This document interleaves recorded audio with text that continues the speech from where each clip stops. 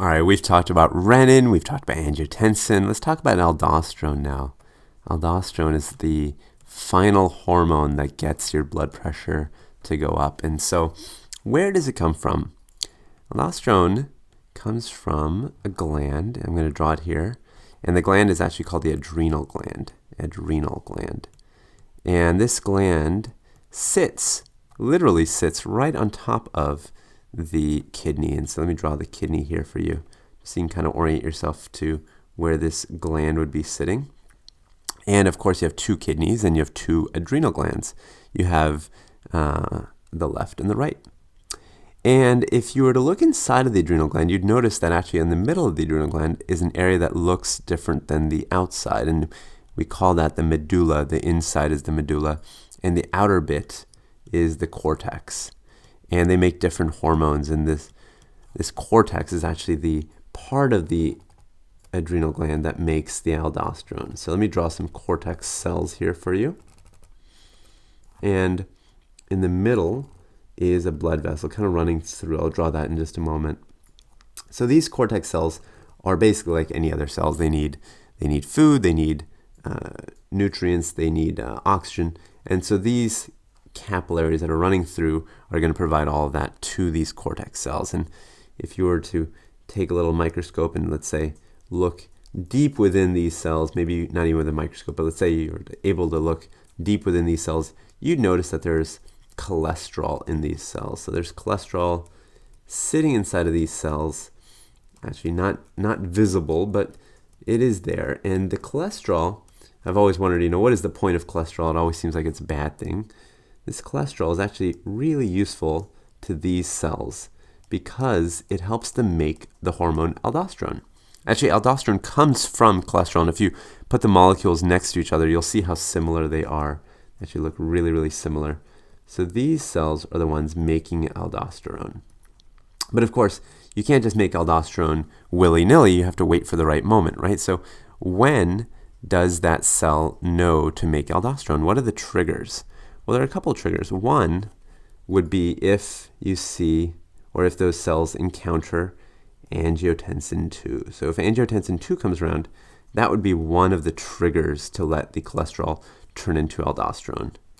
Angiotensin 2, you remember, is floating through the body. It's actually quite a journey of its own, making its way from the liver initially and all the way into meeting renin and then meeting angiotensin converting enzyme. So this angiotensin 2 has been around a long time, and it finally makes its way to the cortex of the adrenal gland, and it is one of two stimulus for making aldosterone.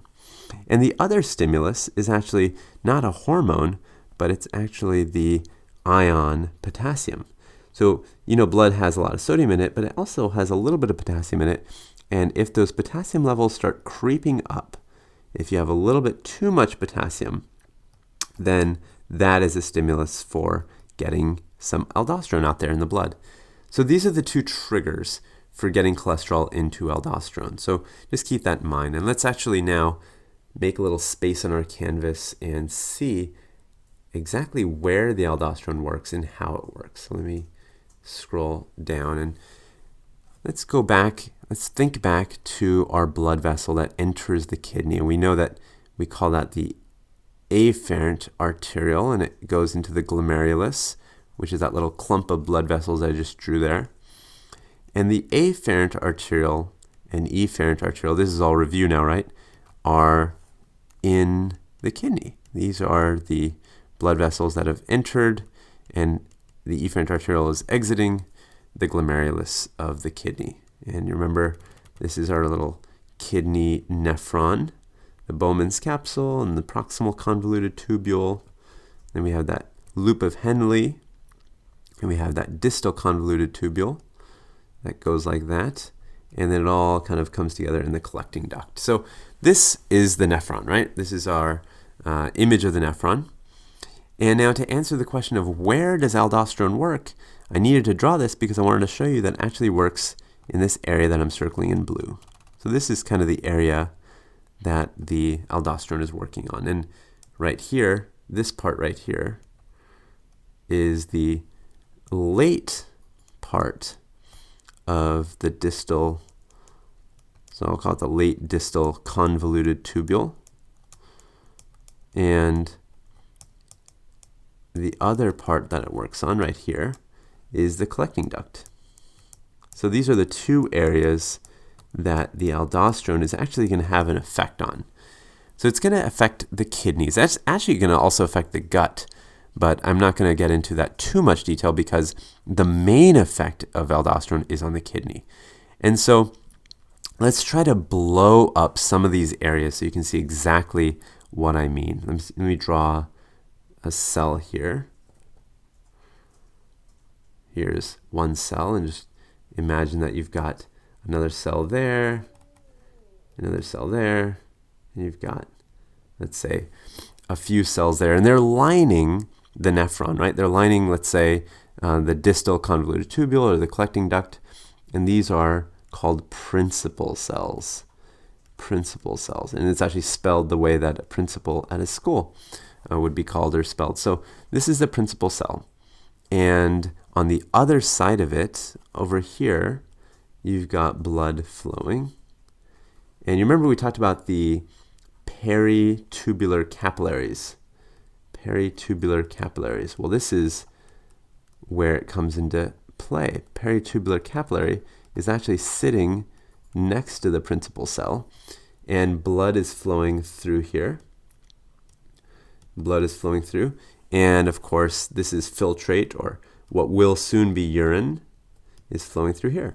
So we've got blood and urine flowing through, and we've got a couple of surfaces here, right? So we've got one surface here, and this is called the basolateral surface. And this becomes really important because the surfaces are where ions are going to be dancing back and forth. This is the other surface, this is the apical surface. Apical surface. So this is the surface between the principal cell and the filtrate, or the urine. Okay, so we've got a couple surfaces, we've got a cell, and we've got some blood, urine. And now you remember that most of the inside of these cells is going to be loaded with potassium, right? So there's a lot of potassium in here. And if this is another principal cell, there's more potassium in here. And the blood is going to have a lot of sodium. So let me draw sodium over here. So a lot of sodium in the blood, that's the main solute, and a lot of potassium in the cells. And now these aren't the only ions in the blood or in the cells. These are the main ion in the blood and cells. So just keep that in mind. They're not the only ones, but they are the dominant ones. And so what happens is that the cells want to maintain this gradient, right? This is always the case. They always try to maintain this gradient, and they have this wonderful sodium-potassium pump to do it, right? They have this pump that basically gets 2 potassiums over here, and it squeezes 3 sodiums out over here, right? So we have this sodium-potassium pump. 3 sodiums. And this pump does not come for free, right? Because it takes energy to get things to go in a direction they don't want to go. So this is actually going to take ATP to drive that pump. So now, so far, I haven't actually mentioned aldosterone. Where does aldosterone work? Where we know it works in the principal cell, but what does it do in the cell exactly? Well, it does 3 things, okay? So 3 things. One, I'm going to write it really clearly, is that it drives that sodium-potassium pump to work harder. Okay, so it basically is going to get even more potassium in the cell and even more sodium over into the blood. So far, so good, right? Second thing it does is it puts in little potassium channels here. Well, that's interesting because we know that the cell's got a lot of potassium in it already, right? So if you have a potassium channel, if that's the second thing that aldosterone does, number 2, what do you think is going to happen with that potassium in the cell? Where's it going to go? Well, it's going to see that channel, and it's going to say, well, I'm out of here. I'm going to go into that urine because there's a lot of potassium in the cell already, and it wants to get over to a place where there's less of it. So it's going to go over to the urine side. So potassium is going to leave the cell. Well, that makes it easier for that pump to work harder because now it's going to squeeze even more potassium into the cell, right? This is going to work even harder to get potassium in there because this potassium is leaving and getting into the urine. So really, at the end of the day, what happens is that the blood, I'm going to write it over here, kind of the net effect, the blood is going to, it's going to lose potassium, right? Aldosterone is going to make the blood lose potassium. And that makes perfect sense because keep in mind, one of the triggers for aldosterone was high potassium. So this is a perfect kind of system to now lower your potassium. It's a nice little loop that you've created, right? More potassium, no problem, make some aldosterone, and aldosterone is going to help you lose some of that potassium.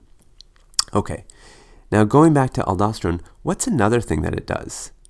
Well, it does this. It puts in little sodium channels. This is a third thing that it does. Now, if you have a little sodium channel, let's try to think through what would happen. Sodium is going to make its way into the cell, right? Because it's going to say, well, there's not much sodium in there, so I might move into the cell. So sodium gets into the cell. And then again, that sodium-potassium pump says, aha, sodium in the cell? Great, let's pump it into the blood. So it's actually going to move from the cell over into the blood, and that ATP is going to be used up. So it definitely takes energy to do this. But at the end of the day, you're going to move sodium from the urine, what would have been urine, to the blood. So another effect, another key effect, is gain of sodium. Gain of sodium in the blood, right? And think through this. Now, if I said at the beginning that the main solute in blood is sodium, right? That's the main way that it's attracting water through osmosis. And now you have more of it, you have more sodium. Well, then water is going to also get pulled into the blood, right? It's going to get pulled into the blood as well. And so this is the other key thing that happens. You gain sodium and water. And this is important because, remember, the renin-angiotensin-aldosterone system, the whole point of it was to raise your blood pressure. Well, now you can see how it actually works because the aldosterone is going to pull in more sodium into the blood, and then water is going to follow, and all of this stuff is going to lead to increased volume or increased stroke volume. And remember, stroke volume relates back to blood pressure, and therefore blood pressure. So this is how aldosterone works. It allows you to drop your potassium. It allows you to raise your sodium. The sodium pulls in some water, and the water helps you raise your blood pressure because of extra volume, extra stroke volume. So let's pause right there. We'll pick up with some more stuff that aldosterone does in the next video.